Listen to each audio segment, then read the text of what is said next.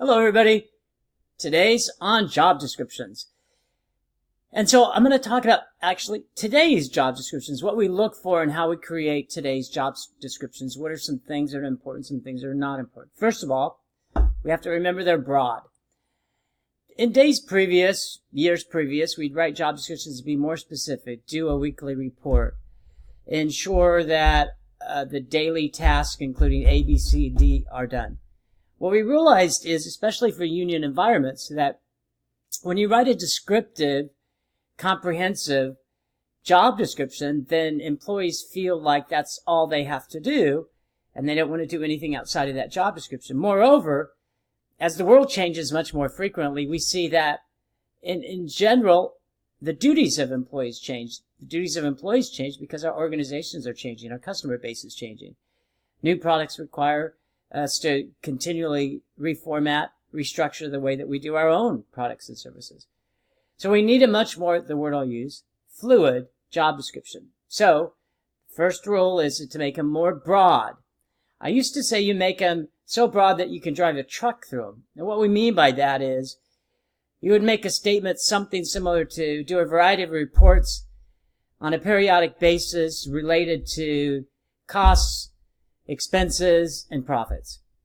That way, once the job starts, if you want it monthly, or you want to change to weekly, or if you want to even do a different kind of report, that primary description is going to serve you well, and you're not going to have to change it. Because if you have to change the job description, especially in union environments, you have to get union approval, and you really don't want to do that. So you want to make it as broad as possible.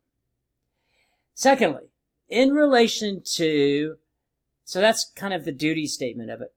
Second is in relation to the qualifications. Qualifications is the knowledge, skills, and abilities that it takes for somebody to be successful in the job. Also education experience, but I'm going to talk about the first three first. You want to be as comprehensive as possible in relation to the knowledges and skills. You truly want to make sure that you detail all of the knowledges and skills that somebody needs to be successful. Not only are you going to hire somebody based on that, but you're going to evaluate them based on that. So it becomes even more important. Lastly, when you deal with education and experiences, here you don't want to be too restrictive. You don't want to say that they must have something unless you absolutely must. If it's an accountant, they may have to be a CPA. But you don't want to require a college degree unless it's actually required, because if somebody comes in who's a superstar employee but they don't have a college degree, you're not going to be able to hire them. So what you'd want to say is maybe a high school diploma, college degree preferred.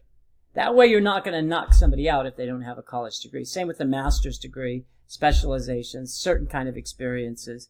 You tend to want to go a little less restrictive so you don't weed anybody out, but you can certainly weed them out in the process as well. So that works out somewhat okay. Job descriptions aren't as complex as we think they are, but their intent is to convey to a prospective applicant, this is what the broad nature of your job is. We, in the employment sector, are going to use the job description not only to determine the person's compensation, but also to evaluate them. So you have to be able to translate the job description into everyday tasks, and that's what we do. The everyday task can change as long as they stay under the broad outline of a job description, and that's what we call a successful job description. So that's today's job descriptions. If there's anything else that we can talk about, of course, always let me know. Otherwise, it's always been a pleasure, and I certainly look forward to our next discussion.